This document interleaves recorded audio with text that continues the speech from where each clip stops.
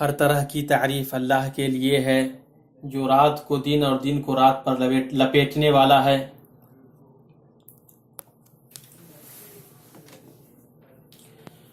اس نے رات کو سکون و راحت اور سورج و چاند کو حساب کے لیے بنایا ہے۔ ہر طرح کی تعریف اللہ کے لیے ہے جو رات کو دن اور دن کو رات پر لپیٹنے والا ہے۔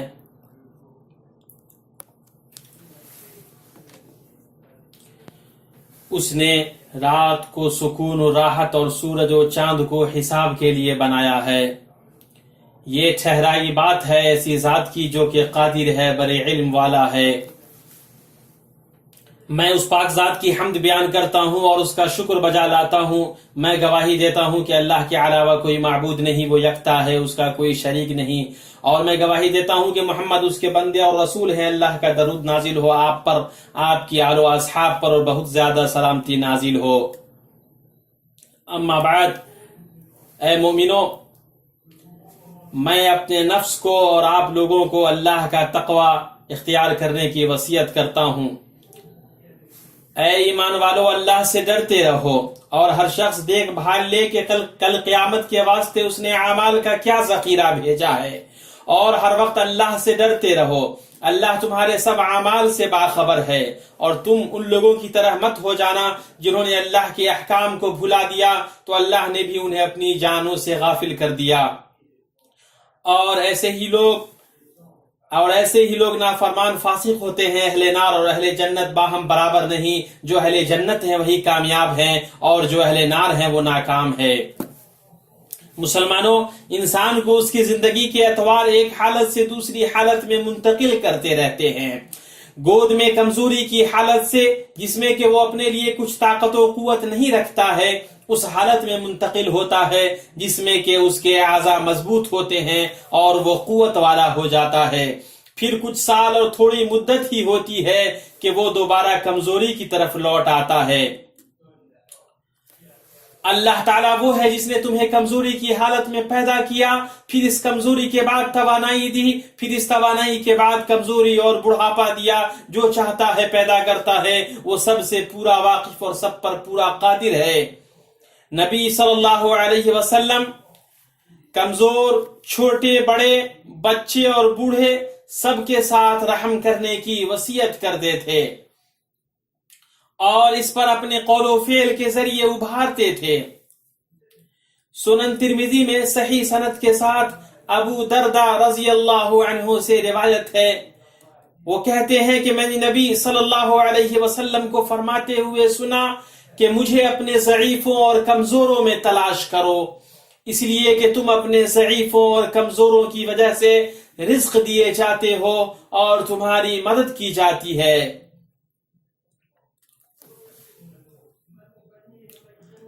اہل علم فرماتے ہیں، یعنی تم لوگ میری محبت و قربت اور خوشنودی کو اپنے کمزور لوگوں میں تلاش کرو، ان کی خبرگیری کرو، ان پر توجہ دو، ان کے حقوق کی حفاظت کرو، ان کی دلجوئی کرو اور قول و فعل میں ان کے ساتھ حسن سلوک کرو۔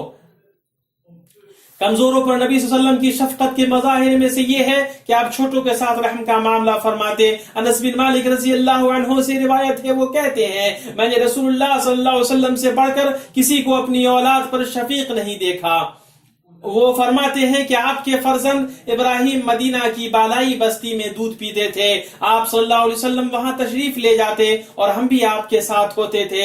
آپ گھر میں داخل ہوتے تو بچے کو لیتے، اسے بوسہ دیتے اور پھر لوٹ آتے۔ اس حدیث کو مسلم نے روایت کیا ہے۔ صحیح بخاری میں ہے کہ رسول اللہ صلی اللہ علیہ وسلم نے اپنی اولاد کا بوسہ نہیں لینے والے اس شخص سے فرمایا، اگر تیرے دل سے اللہ نے جذبہ رحمت نکال دیا تو میں کیا کر سکتا ہوں۔ نبی صلی اللہ علیہ وسلم بچوں کا بہت خیال رکھتے تھے، ان کے ساتھ مل جل کر رہتے، ان سے مذاق کرتے، ان کا حال احوال پوچھتے اور ان کے جذبات کا خیال رکھتے۔ انس بن مالک رضی اللہ عنہ سے روایت ہے، وہ فرماتے ہیں کہ رسول اللہ صلی اللہ علیہ وسلم اخلاق کے اعتبار سے تمام لوگوں سے اچھے تھے۔ میرا ایک بھائی ابو عمیر نامی تھا، آپ صلی اللہ علیہ وسلم جب ہمارے یہاں تشریف لاتے تو اسے فرماتے، اے ابو عمیر تیری نوغیر چڑیا کا کیا ہوا؟ وہ اس چڑیا کے ساتھ کھیلا کرتا تھا، بسا اوقات نماز کا وقت ہو جاتا، جبکہ آپ ہمارے گھر میں تشریف فرما ہوتے تو آپ وہی چٹائی بچھانے کا حکم دیتے جس پر آپ بیٹھے ہوتے، تو اس کو جھاڑ دیا جاتا اور پانی چھڑک دیا جاتا، پھر آپ کھڑے ہوتے اور ہم آپ کے پیچھے کھڑے ہوتے، آپ ہمیں نماز پڑھاتے۔ اس حدیث کو بخاری نے روایت کیا ہے۔ آپ صلی اللہ علیہ وسلم پہ میرے ماں باپ قربان ہو، آپ بچوں کے ساتھ نرمی برتتے تھے، ان کے بچپنے اور ان کی کھیلنے کی ضرورتوں کا خیال رکھتے تھے، آپ ان کو ادب سکھاتے اور ان کو ڈانٹتے نہیں تھے، ان کو نصیحت کرتے اور ان کی سرزنش نہیں فرماتے تھے۔ صحیح مسلم میں حضرت انس بن مالک رضی اللہ عنہ سے روایت ہے، وہ فرماتے ہیں رسول اللہ صلی اللہ علیہ وسلم لوگوں میں سب سے اچھے اخلاق والے تھے۔ آپ نے مجھے ایک دن کسی کام کے لیے بھیجا، میں نے کہا اللہ کی قسم میں نہ جاؤں گا، اور میرے دل میں یہ تھا کہ اس کام کے لیے جاؤں جس کا مجھے رسول اللہ نے حکم دیا، چنانچہ میں روانہ ہو گیا، حتیٰ کہ میں کچھ بچوں کے پاس سے گزرا جو بازار میں کھیل رہے تھے۔ اچانک رسول اللہ صلی اللہ علیہ وسلم نے میرے پیچھے سے میری گدی پکڑی۔ وہ فرماتے ہیں کہ میں نے آپ صلی اللہ علیہ وسلم کی طرف دیکھا، آپ ہنس رہے تھے۔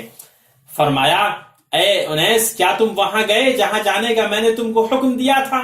میں نے عرض کیا ہاں یا رسول اللہ، میں جا رہا ہوں۔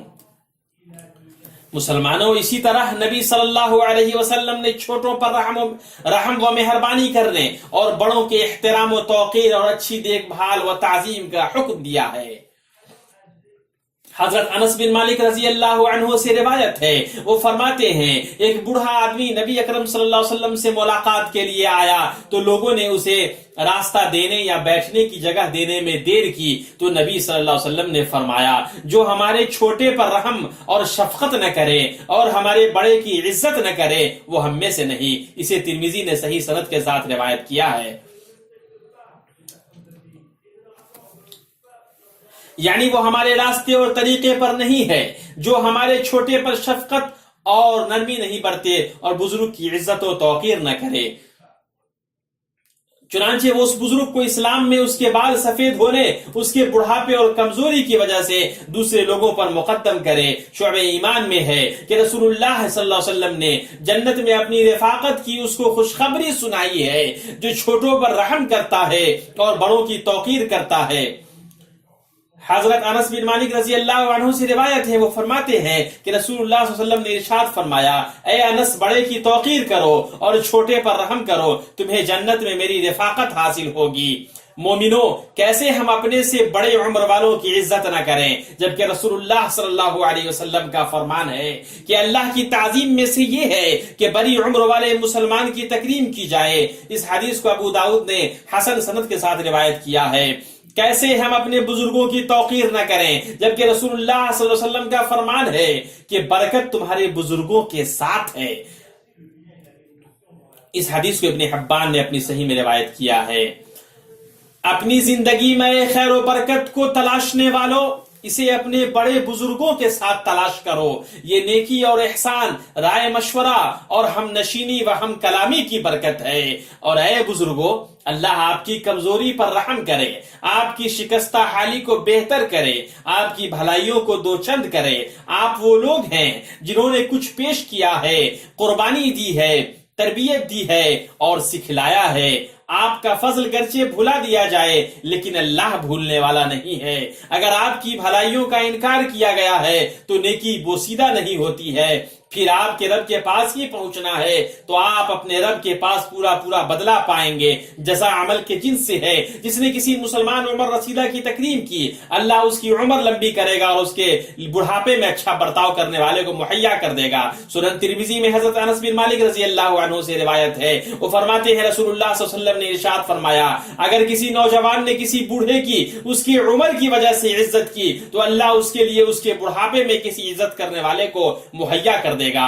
اللہ کے بندو، ہمارے اوپر بزرگوں کے حق میں سے یہ ہے کہ ان کی عزت و توقیر کی جائے، ان کو صدر مجلس بنا کر محفلوں کو مزین کیا جائے، انہیں ان کے پسندیدہ ناموں سے پکارا جائے، مسکراہٹ کے ساتھ ان کا سامنا کیا جائے، ان کی غلطیوں اور لغزشوں پر عفو و درگزر سے کام لیا جائے، ان کی خوبیوں اور کاموں کو یاد کیا جائے، کیونکہ انہیں اپنے گزرے زمانے اور کامیابیوں کے بارے میں بات کرنے کی بہت زیادہ رغبت ہوتی ہے۔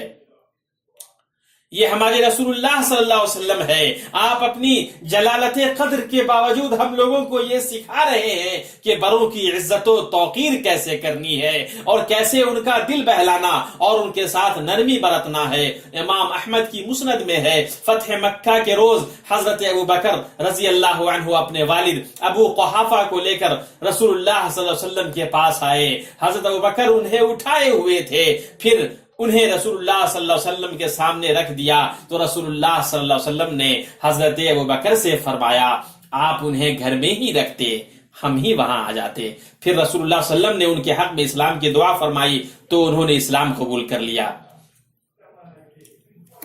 شمائل ترمذی میں حضرت عائشہ رضی اللہ عنہا سے روایت ہے، وہ فرماتی ہیں آپ صلی اللہ علیہ وسلم میرے یہاں تشریف لائے.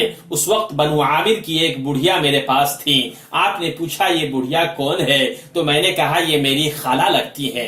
تو اس بڑھیا نے کہا اے اللہ کے رسول، اللہ سے دعا کیجئے کہ میں جنت میں چلی جاؤں. آپ نے فرمایا فلاں کی امی جنت میں تو بڑھیا نہ جائے گی. وہ روتی ہوئی واپس جانے لگی تو آپ نے فرمایا اس سے کہو وہ بوڑھی بن کر جنت میں نہیں جائے گی، اس لیے کہ اللہ تعالیٰ فرماتا ہے ہم نے ان کی بیویوں کو خاص طور پر بنایا ہے اور ہم نے انہیں کنواریاں بنا دیا ہے، محبت والیاں اور ہم عمر ہیں.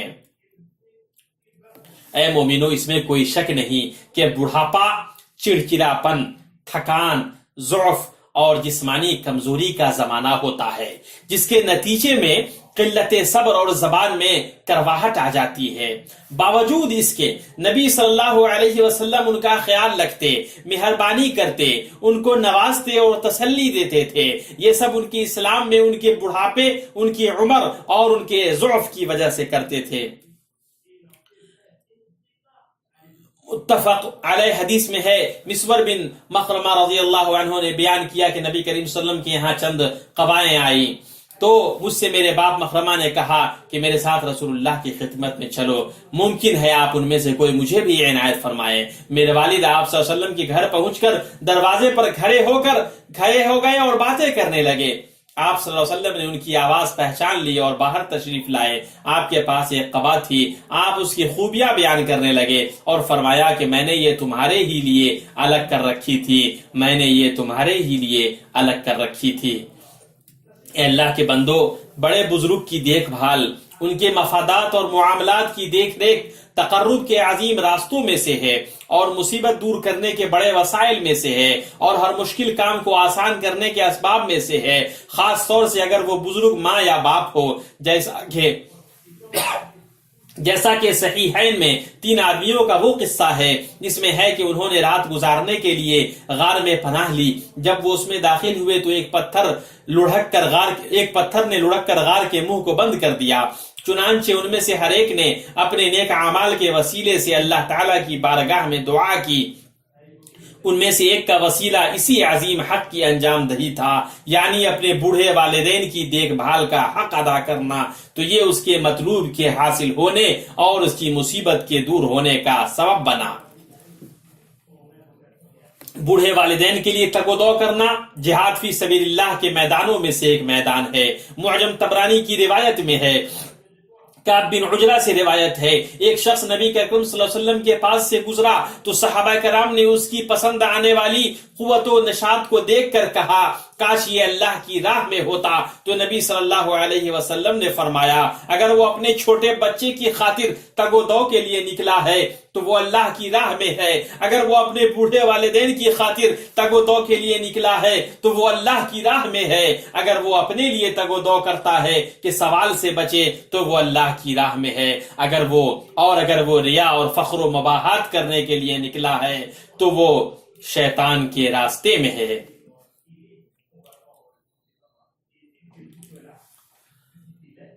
اور اگر وہ ریا اور دکھاوا، فخر و مباحات کرنے کے لیے نکلا ہے تو وہ شیطان کے راستے میں ہے. اعوذ باللہ من الشیطان الرجیم. اور تیرا پروردگار صاف صاف حکم دے چکا ہے کہ تم اس کے سوا کسی اور کی عبادت نہ کرنا اور ماں باپ کے ساتھ احسان کرنا۔ اگر تیری موجودگی میں ان میں سے ایک یا دونوں بڑھاپے کو پہنچ جائیں تو ان کے آگے اف تک نہ کہنا، نہ انہیں ڈانٹ ڈپٹ کرنا، بلکہ ان کے ساتھ ادب و احترام سے بات چیت کرنا۔